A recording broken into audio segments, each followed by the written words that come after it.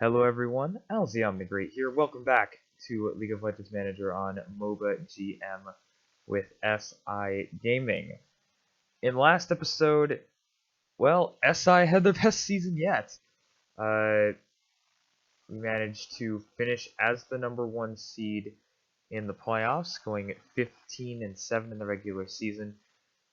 We ended up, as you saw, losing the finals to the eventual champions Paladin, who won for the first time since the very first season in this series.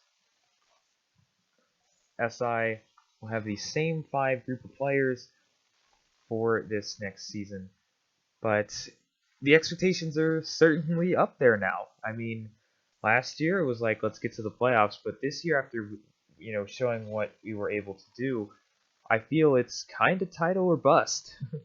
I mean, maybe not, that big, but at least, getting back to the semifinals would be nice with, MVP Voidbane in the jungle. You have Chaoswick, who's a top 3 player, by the way, in the top lane. Blue Penguin, Q, and Posh. Yeah, as you look at the player ratings, Chaoswick is the #3 player in league, best top laner. Blue Penguin is the best mid laner, not with 2 N's in their IGN. And Q is the best AD carry in the league. So SIG has quite a bit going for it this season.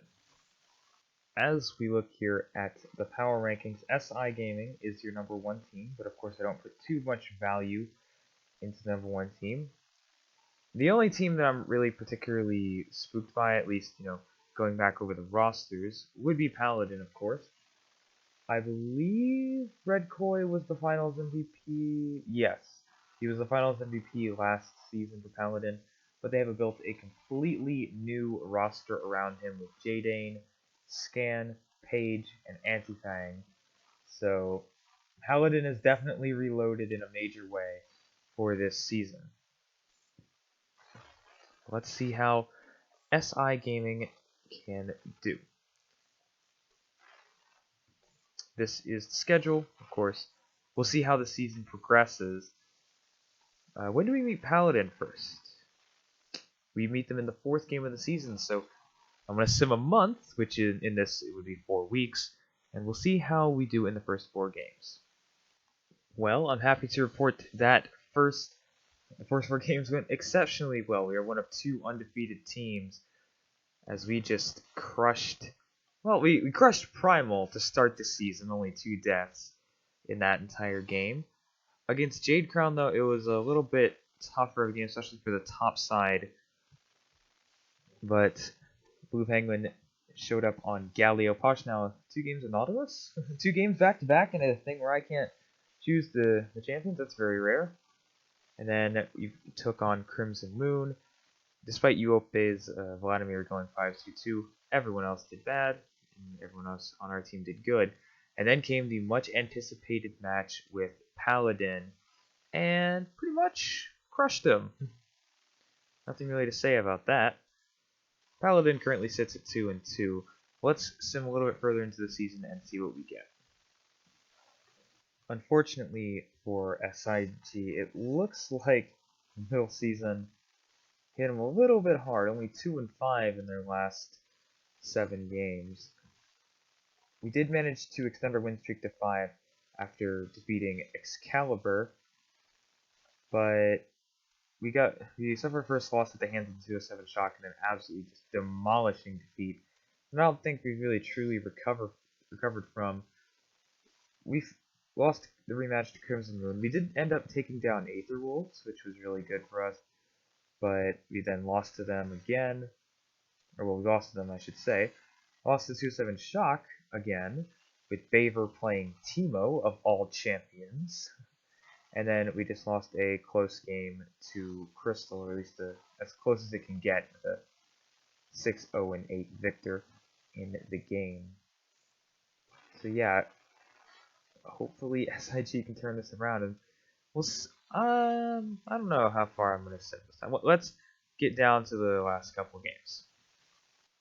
It looks like the mid-season slump, however, for SIG was just that, a mid-season slump, as seemingly on cue we returned to form After obviously the loss to Crystal, we managed to take down the Silver Dragons. We did beat Paladin once again. We also, rattled off wins against Quantum, the Imperium Aces, and Excalibur was the last team to defeat us.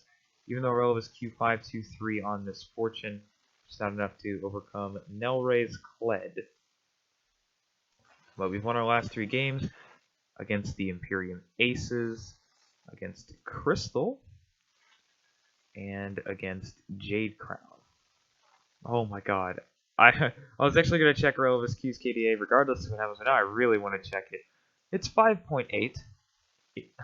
But certainly these last few games, Relevus Q has been doing absolutely exceptional. These last 2 years, he's been doing pretty darn good.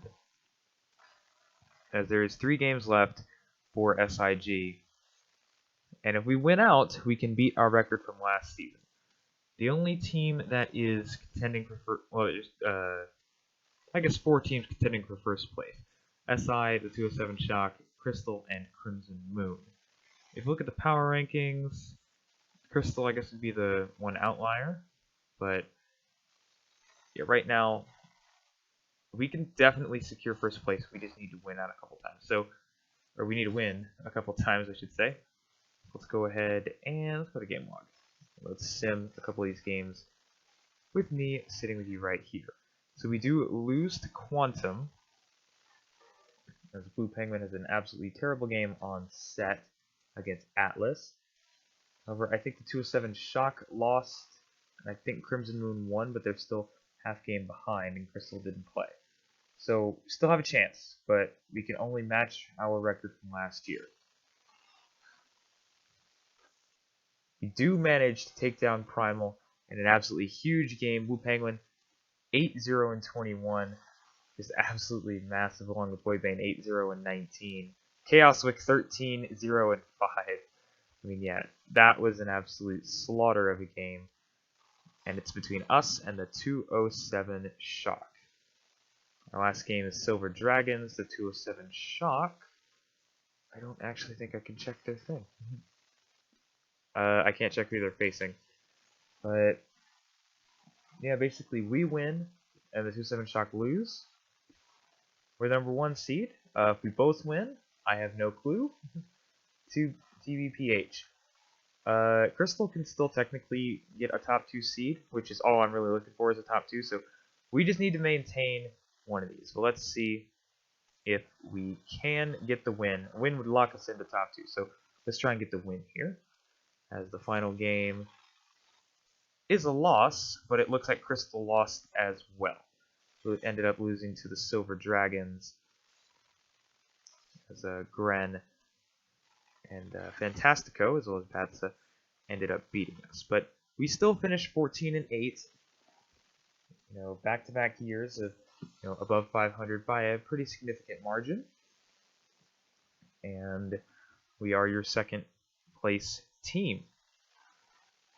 Here's your playoff bracket. Obviously, 207 Shock will face the winner of Quantum and Crimson Moon, while we will face the winner of Crystal and Silver Dragons. So, let's go ahead and get this playoffs underway. Let's see who wins in the first quarterfinal series. Quantum and Crystal take the first 2 games. Quantum sweeps the Crimson Moon. Crystal does not beat Silver Dragons. They actually reverse sweep them. Alright, so Silver Dragons will advance. Also, I want to say Paladin missed the playoffs with an 11-11 record, so back-to-back for them. But we will face the Silver Dragons, Badsa, Dahl, Gren, Fantastico, and Hadnoy. Very spooky team, considering just the solo lanes. Fantastico, one of the better younger AD carries in the league. Hadnoy is a solid support, and Dahl is Dahl. Obviously, he's defending champion, having been on Paladin last year. I think SI is ready. If we can win this series, we can go to the finals, obviously, and try to win our first championship. Just to get this series started, we lose game 1, lose game 2, And we do get swept by the Silver Dragons, unfortunately. The 207 Shock will face off on the other side. Here's the 207 Sharks roster with Favor, Safer, El Capico, Pajirio, and Demon. We get Quantum in the third place match, by the way. Here is their roster. So let's go ahead and sim out the rest of the playoffs. Silver Dragons take game 1. Silver Dragons take game 2. And for the second year in a row, the 6th seed wins the championship. As we are 2-1 up in the third place match, but lose game 4, but win the third place match. So there you go. The Silver Dragons obviously won the finals. Your MVP is Hadnoy. Your MVP is Jordan Pajirio Skogan from 207 Shot. So, your all-league teams, Pajirio, Relevus, Q, Poshna, El Capico, and Safer. Second team, Sylvain, Jay, Demon, Voidbane, and Atlas. Third team, Blue Penguin, Nashimu, Chaoswick, Tio, and Clockwinder. Looking at the important retirements, the 3 oldest players made the Hall of Fame: Blackjaw, Pajirio, and Dream. Also AZX, Burning, Limmer, Tio, the original Penguin, Texon, Gren retires, and also I think even more hurting us, Chaoswick will retire and go into the Hall of Fame. So we do have a player in the Hall of Fame, but unfortunately that doesn't help us right this instant. Your league leaders, XSR led the league in kills, Clockwinder led the league in assists, Relevus Q led in CS, obviously Pajirio won MVP. Your Rookie of the Year is on Crimson Moon, Cedric J. Carlos. He is your Rookie of the Year. So for SIG, that was a pretty good year once again. Obviously was hoping for a finals and a championship, but still it was definitely not a bad year at all. However, with the retirement of Chaoswick and the impending free agency of Voidbane and Blue Penguin, this becomes a little bit harder. This year already becomes a little bit harder. Now, as far as re-signings, I know I'm going to re-sign Blue Penguin, but I'm going to go ahead and release Currycat, not necessarily because I don't think he's a good player, but because I just think it would not make sense for him to want to stay on the team. So he's gone. We're going to sign Blue Penguin to a 2-year contract. We're going to let Voidbane go, and we're going to see what we can find in the jungle. Before we do, let's take a look at the draft class real quick. As here are your prospects. Skydo, Viva Lavi, and Polio are your top 3. As against the one on the left, I'll scroll back up for those who care to inspect the top. So after the re-sign period, the major things that SI needs is a top laner, jungler, and backup mid. Of course, Pokeet and Bandit both have really high potential, but the probability of somebody jumping up after their age 18 season is quite low. After their rookie season, I should say, not age 18. But yeah, we've struggled to develop players, beyond people who are, really young and jump up. So I'm looking to get some good young players. Well, let's see what the upcoming free agency class is. We could have people like Plux, Posien, Nelray, Eric Udy, Fantastico hit the market. And obviously I just showed you the rookies. Let's go see who actually hits the market. So here are the free agents, I guess I should say. Plux is your top alongside Nelray and Eric Udy. There is Currycat, obviously, looking for a contract to become the starter. Fantastico is also out there, as well as Voidbane. So obviously, as I said earlier, we're looking for top laner and jungle. Well, considering what Plux has done in his first 3 seasons, which I guess has been okay, hasn't been terrible, hasn't done well, but I don't think Aether Wolves has had the team really around him. I think with Blue Penguin and Aurelius Q already on the team, Plux has a really good chance to become a star on our team. So I'm going to go ahead and sign him to a 3-year deal. Now we just need a jungler. I think we're going to roll with Pokeet and somebody else. Probably going to go sign a rookie jungler. Let's go see. I can actually do this way. Position and type J. Here's all the junglers out there. Polio is obviously from Korea, so not entirely there's a whole good reason to sign him unless you want to pay a massive import penalty. Not that, profit is really my concern. What? I might have to edit him. I'll edit Tenigma. I'll edit Tenigma here in a second. But I actually have my eyes on Ryan Balkman, Tarun. So we're going to sign him to a deal. The only other thing we need is a backup mid. Imagine signing a rookie mid, but since I've already signed a couple of good players, we're going to limit ourselves probably to an 18-year-old with not super high potential. I saw Huoko. I think I'm just going to go with Jimmy Terrace, Huoko, signed to a 2-year deal to be the backup. And that is our team. Let's go see where the rest of free agency ends up. So here is the top of the free agency class after it is over. Lavi is your best returning player. XC is your best rookie. Uope is your best veteran, I guess it would be. Let's go look at some of the teams who made moves. First off, biggest move from the worst team last year, Primal Gaming, signing a completely new roster around Quan the jungler, Nelray in the top lane. They did sign Curry Cat, so Judas and James will get a chance to play. They also signed the #1 prospect in the last class, Skydo, and they also signed if I just go check real quick, the number 11 player in the class, and I believe #2 support. Yeah, #2 support in the last class in Mojo to be the support. Next up, defending champion Silver Dragons, looking a little bit worse for wear, but they did sign the #2 prospect in the last class, Viva Lavi. They also signed Rose, who was the 9th best player in the class and the 2nd best elite carry.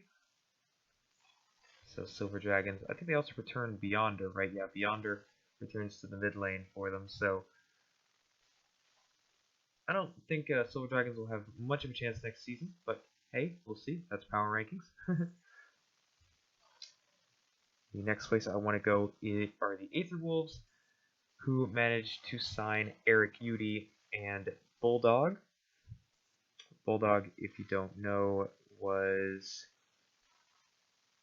why do I keep losing my players? The 5th best player in the class and the best mid laner in the class.